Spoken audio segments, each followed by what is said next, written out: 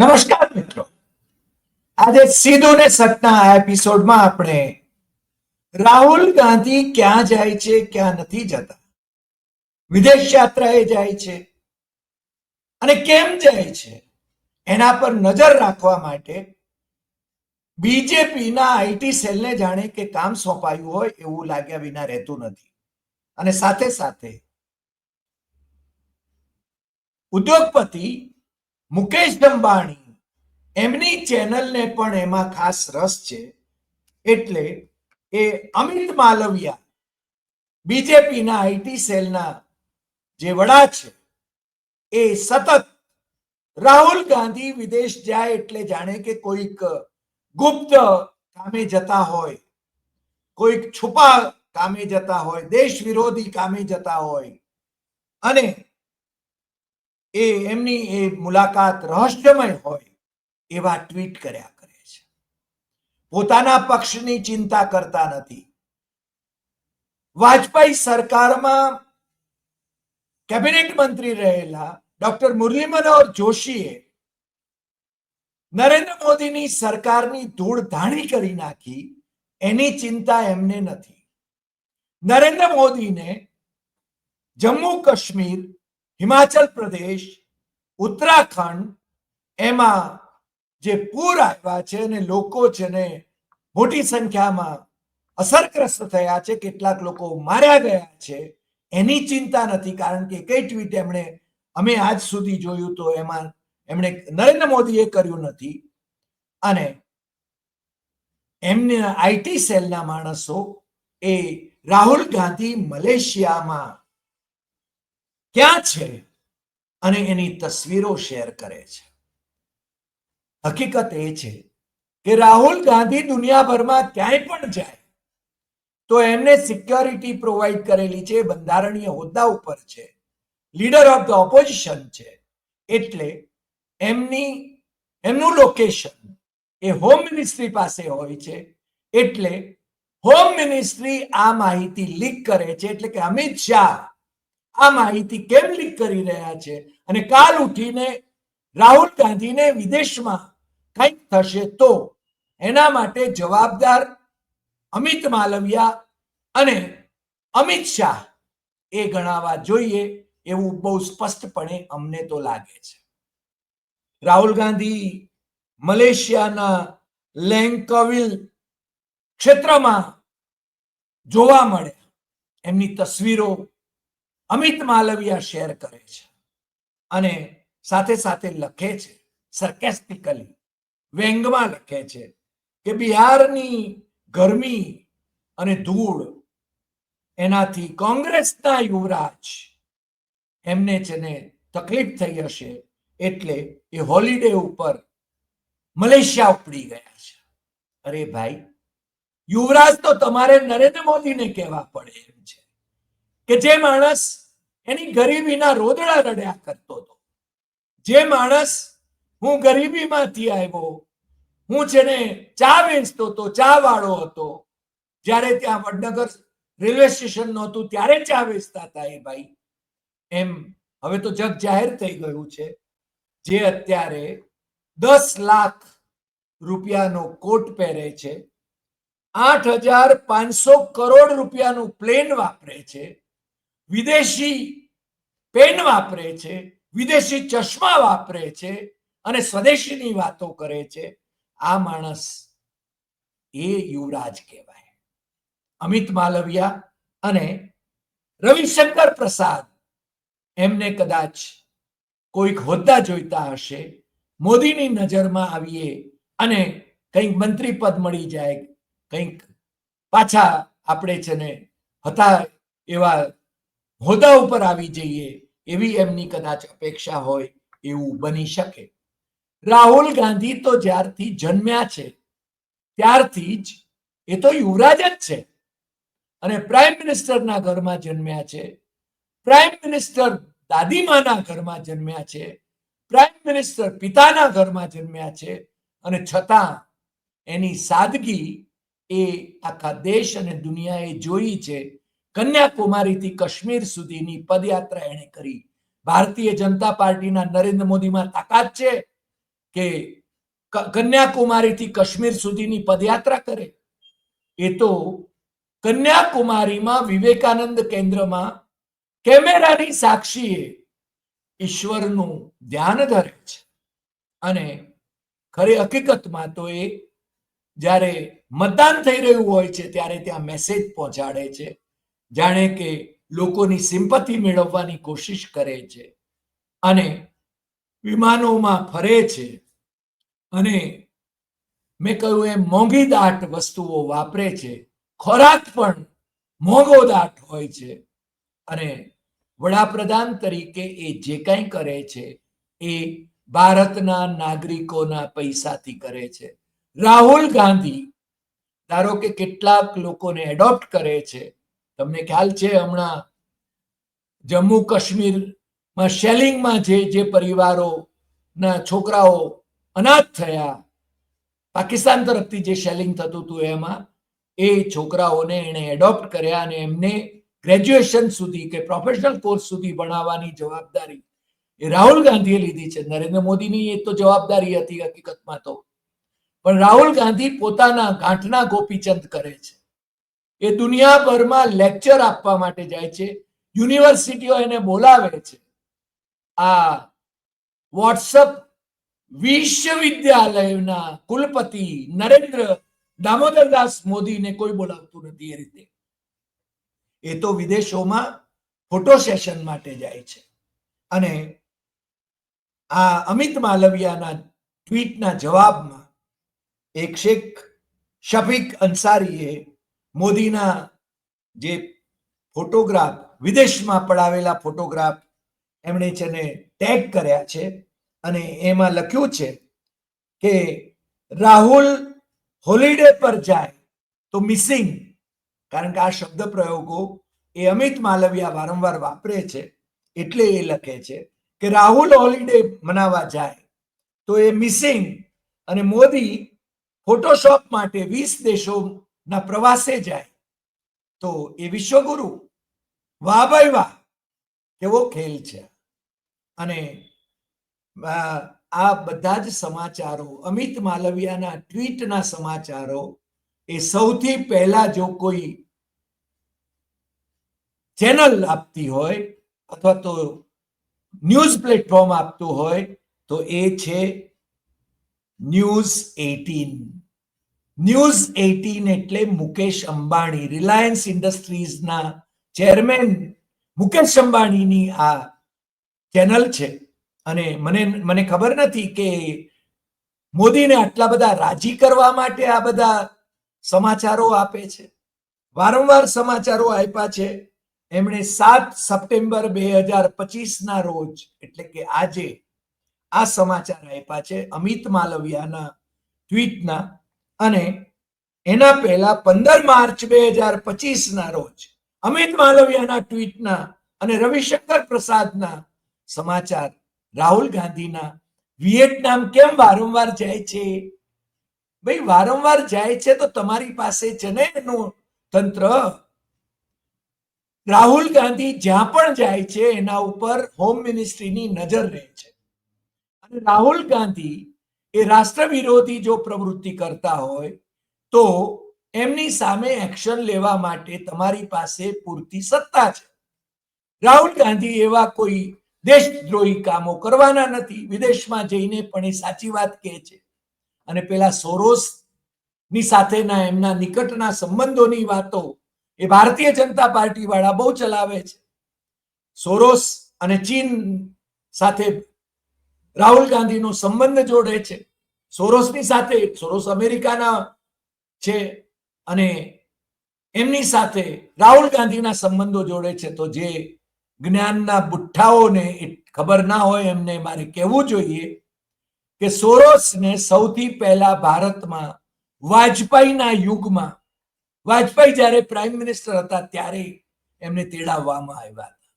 અને વાજપેયી એ નરેન્દ્ર મોદીના ગુરુ, ભારતીય જનતા પાર્ટીના સર્વોચ્ચ નેતા હતા. એ વાત છે ને ભૂલવી ન જોઈએ.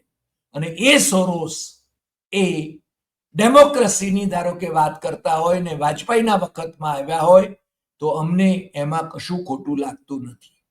અને રાહુલ ગાંધી પણ એમની સાથે સંબંધ હોય તો પણ ખોટું નથી લાગતું, પણ ખરેખર ફોટોશોપ કરીને સોરોસની સાથે સોરોસના દીકરાના લગ્નની અંદર એમની તસવીરો મૂકવામાં આવે તો એ છે ને મને લાગે છે કે આ લોકોને ઉશ્કેરવા માટે, ભેરવવા, લોકોને ખોટી માહિતી આપવા માટે આ બધા ખેલ ચાલે છે. પણ એમ કરતા રાહુલ ગાંધીની લોકપ્રિયતાનો ગ્રાફ એ ઉપર જઈ રહ્યો છે અને નરેન્દ્ર મોદીની લોકપ્રિયતાનો ગ્રાફ નીચે જઈ રહ્યો છે. એમાં કોઈ પરિવર્તન આવવાનું નથી. બિહારની ચૂંટણી આવી રહી છે ત્યારે નરેન્દ્ર મોદી જાપાનથી ક્યાં ગયા હતા? ભારતની જમીન જેણે ગપચાવી છે. અરે પહેલગામમાં 26 લોકોને શહીદ કર્યા, જેણે આતંકવાદી, પાકિસ્તાની આતંકવાદીઓ કહેવાય છે કે એમણે છે ને એમને શહીદ કર્યા, અને આપણે એનો બદલો લેવા માટે આખો દેશ જ્યારે નરેન્દ્ર મોદીની સાથે હતો ત્યારે નરેન્દ્ર મોદીએ આપણા લશ્કરી દળોને જે આદેશ આપ્યો, જે કંઈ કરવું પડે એને માટે આખો દેશ, કોંગ્રેસ સહિત, રાહુલ ગાંધી સહિત બધા જ છે ને એ મોદીની સાથે હતા, મોદી સરકાર સાથે હતા. લશ્કરી દળોએ પોતાની કામગીરી સુપેરે નિભાવી, એને બે હાથે સલામ કરવી જોઈએ. પણ લશ્કરી દળોને એકાએક પાકિસ્તાન સાથે સંઘર્ષ વિરામ કરવા માટે કેમ નરેન્દ્ર મોદીએ પ્રેર્યા? ટ્રમ્પભાઈના આટલા બધા હોશિયાળા છે નરેન્દ્ર મોદી. ભારત છે ને એ કઈ અમેરિકાનું ખંડિયું રાજ્ય છે કે ચીનનું ખંડિયું રાજ છે કે ભાઈ પહોંચી ગયા છે શી જિનપિંગ પાસે?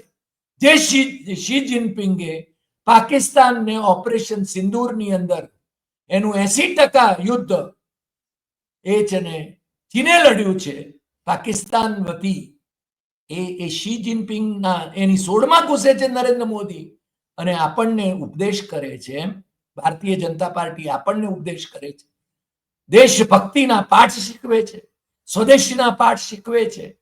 મને લાગે છે કે હવે નરેન્દ્ર મોદી એ બેનકાબ થઈ ગયા છે અને એમનો સૂરજ એ અસ્તા ચડે છે. એ વાત છે ને એમાં કોઈ મિનમેક નથી. અને વેકેશનની વાત રહી, તમને ખ્યાલ હશે જ કે માનનીય સદગત વડાપ્રધાન અટલ બિહારી વાજપેયી એ પણ નિયમિત રીતે વેકેશન ઉપર જતા હતા.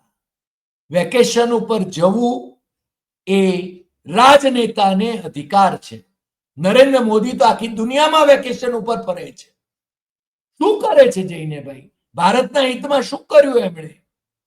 અમને તો ખબર છે કે જ્યારે ઓપરેશન સિંદૂર થયું ત્યારે ભારતને પક્ષે કોઈ દેશ ઉભો ન રહ્યો, અને જે દેશ પાકિસ્તાન, ભારતના દુશ્મન એ દેશ પાકિસ્તાનના ટેકામાં રહ્યો, જે ચીન, ત્યાં જઈને ભાઈ છે ને એ ખાખાખીકી કરે છે. મને લાગે છે કે પ્રજા હવે સમજવા માંડી છે. બિહારની વાત આવે છે, બિહારની ચૂંટણી આવી રહી છે ત્યારે બિહારની ચૂંટણીમાં રાહુલ ગાંધીની વોટર અધિકાર યાત્રા એણે છે ને જે ધૂમ મચાવી છે એ પછી ભારતીય જનતા પાર્ટી એ મુશ્કેલીમાં છે. એટલા માટે લોકોનું ધ્યાન એ બિહારની ચૂંટણીથી અને દેશના પ્રશ્નોથી અને SIR થી જે વોટ ચોરી કરીને જીતવાની એમની પરંપરા જે રાહુલ ગાંધીએ બેનકાબ કરી નાખી છે એના તરફથી બીજે ધ્યાન ડાયવર્ટ કરવા માટે આ બધા નખરા કરી રહ્યા છે. અને અમિત માલવિયા હોય કે પછી રવિશંકર પ્રસાદ હોય, અને એમના આ બધા ખેલનું માધ્યમ બનતા મુકેશ અંબાણી હોય, મને લાગે છે મુકેશ અંબાણીને તો પોતાનો સ્વાર્થ હશે અને એ લોકો રાહુલ ગાંધીને બદનામ કરવા જાય છે. આ જ મુકેશ અંબાણી પોતાના દીકરાના લગ્ન વખતે નિમંત્રણ આપવા માટે દોડી ગયા હતા ને 10 જનપથ ઉપર. 10 વર્ષે એમને યાદ આવ્યા સોનિયા ગાંધી ને રાહુલ ગાંધી. આમ તો ધીરુભાઈ અંબાણી એમનું જે સિતારો ચમકતો હતો એ તો કોંગ્રેસની ઇન્દિરા ગાંધીની સરકારને કારણે ચમકતો હતો. એ કોણ ના પાડી શકે એમ છે. અને છતાં મોદી ચાલીસામાં મુકેશ અંબાણી એટલા બધા લીન હતા કે મોદીએ જ્યારે ગૌતમ અદાણીને પ્રમોટ કરવા માંડ્યા ત્યારે એમને એકાએક કદાચ 10 જનપદનું સ્મરણ થયું. સોનિયા ગાંધીને નિમંત્રણ આપવા માટે પહોંચી ગયા. રાહુલ ગાંધી અને સોનિયા ગાંધી એ એમના દીકરા અનંતના લગ્નમાં જાય એને માટે એમણે છે ને એમને કાકલુદી કરી. પરંતુ પ્રાઇમ મિનિસ્ટર નરેન્દ્ર મોદી એ તો પહોંચ્યા, બીજા મિનિસ્ટરો પહોંચ્યા, બીજા બધા પહોંચ્યા, પરંતુ રાહુલ ગાંધી કે સોનિયા ગાંધી એમણે અંબાણીના લગ્નમાં સામેલ થવાનું પસંદ કર્યું નહીં. એ સંકેત ઘણો બધો મોટો હતો. અને આ જ વાત છે કે જ્યારે અમિત માલવિયા પાછા યાદ દેવડાવે છે કે 12 વર્ષ પહેલાનું એમ કે ડોક્ટર મનમોહન સિંહનું ટ્વીટ એ પાછા યાદ દેવડાવે છે. શું હેસિયત છે અમિત માલવિયાની, શું કક્ષા છે એની? રાહુલ ગાંધી ક્યાં રાજા ભોજ અને ક્યાં અમિત માલવિયા, ક્યાં રાહુલ ગાંધી અને ક્યાં અમિત માલવિયા? કોઈ કમ્પેરિઝન જ નથી. અને છતાં એ આઈટી સેલના ચીફ તરીકે આ બધા છે ને ગબ્બારા ચલાવ્યા કરે છે. ડોક્ટર મનમોહન સિંહ ક્યાં અને ક્યાં નરેન્દ્ર મોદી? કોઈ કક્ષા, કોઈ તુલના થઈ જ ન શકે. છતાં આ ભાઈ શ્રી અમિત માલવિયા એ પોતાના બોસને સારું લગાડવા માટે કહી રહ્યા છે કે મનમોહન સિંહની નું 7 સપ્ટેમ્બર 2013 નું એ ટ્વીટ એનું સ્મરણ થઈ રહ્યું છે. કેમ થઈ રહ્યું છે? કારણ કે મનમોહન સિંહે એ વખત હાથ નીચે પણ કામ કરવા માટે તૈયાર છું. રાહુલ ગાંધી પ્રેસિડેન્ટ હોય કે રાહુલ ગાંધી પ્રાઇમ મિનિસ્ટર હોય તો એના હાથ નીચે મનમોહન સિંહ કામ કરી શકે એ એમની દરિયાવદિલી હતી. એવું કોણે કીધું કે ન કરી શકે? નરેન્દ્ર મોદીના હાથ નીચે નરેન્દ્ર મોદી કરતા 25 વર્ષ મોટા માણસોએ કામ નથી કર્યું. જોકે નરેન્દ્ર મોદી એ નગુણા માણસ છે કે જેમણે એમને બચાવ્યા એવા લાલકૃષ્ણ અડવાણી અને ડોક્ટર મુરલી મનોહર જોશી સહિતના ઘણા બધા નેતાઓ, ભારતીય જનતા પાર્ટી અને જે જૂના જનસંઘના નેતાઓ હતા એમને માર્ગદર્શક મંડળમાં એમણે મોકલી આપ્યા. અને હવે જ્યારે એમણે માર્ગદર્શક મંડળમાં જવાનો સમય આવ્યો છે, કારણ કે એમણે જ પોતે 75 વર્ષની એ આયુ મર્યાદા એમણે નક્કી કરેલી, પરંતુ હવે જ્યારે એમને 75 થઈ રહ્યા છે આ 17મી સપ્ટેમ્બરે, જો કે એમની સાચી બર્થડે છે કે નહીં એ જુદી વાત છે, પરંતુ એ વખતે અમિત શાહ કહે છે કે ભારતીય જનતા પાર્ટીના બંધારણમાં 75 વર્ષે રિટાયર થવું એવું ક્યાંય લખ્યું નથી. મને લાગે છે કે અનુકૂળતાએ નિયમો બનાવવા અને બગાડવા એ મોદી શાહની સરકારને ફાવટ આવી ગઈ છે. અને એટલે જ હવે જ્યારે એમની સામે પડકાર ઉભો થયો છે ઇન્ડિયા બ્લોકનો અને ઇન્ડિયા ગઠબંધન એ વધારે મજબૂત થઈ રહ્યું છે. આજે તો પાછો ઇન્ડિયા ગઠબંધનની અંદર એમઆઈએમના ઓવૈસી, જે અત્યાર સુધી બીજેપીની બી ટીમ ગણાતા હતા, એમણે પણ ઉપરાષ્ટ્રપતિની ચૂંટણીમાં ઇન્ડિયા બ્લોકના ઉમેદવાર જસ્ટિસ રેડ્ડીને ટેકો આપવાનું જાહેર કર્યું છે. કારણ કે એ હૈદરાબાદના એમપી છે અને જસ્ટિસ રેડ્ડી એ તેલુગુ છે અને તેલુગુ લોકોએ તેલુગુ ઉમેદવારને વોટ આપવો જોઈએ એવો એક સંદેશ આપવા માટે હૈદરાબાદના એમપીએ આજે જે ધડાકો કર્યો છે, રેવંત રેડ્ડીને જે વચન આપ્યું છે, એ નરેન્દ્ર મોદી અને અમિત શાહની ઊંઘ વધારે હરામ કરે એમ છે. આજે આટલી વાત. ફરી મળીશું નવા એપિસોડમાં નવા વિષય સાથે. તમને જો આ એપિસોડ ગમ્યો હોય તો સૌથી વધુ શેર કરશો, લાઈક કરશો, કમેન્ટ કરશો અને આપણી YouTube channel doctor Hari Desai Satyamev Tathyam એ સબસ્ક્રાઇબ કરવા માટે મિત્રોને જરૂર જણાવશો. નમસ્કાર.